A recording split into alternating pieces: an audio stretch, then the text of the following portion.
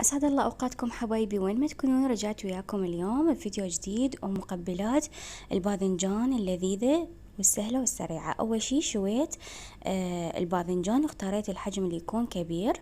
ورا ما شويته قشرت الباذنجان وحمسته بشوية زيت، وهنا بدأ يحمس الباذنجان.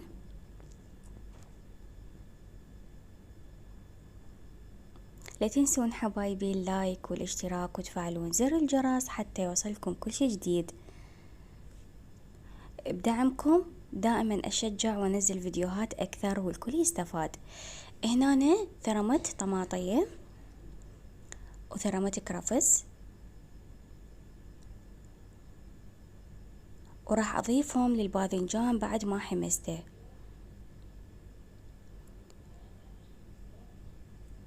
وراح أضيف عليهم رشة ملح وثوم مطحون أو ثوم باودر وعصير ليمون ودبس الرمان. وراح أقلب المكونات، وهيجي صارت عندي ألذ وأطيب مقبلات باذنجان صحية وطيبة.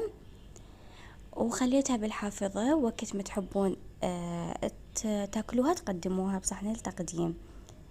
ولهنا انتهى فيديونا، ان شاء الله يعجبكم، ولا تنسون اللايك والاشتراك. في امان الله.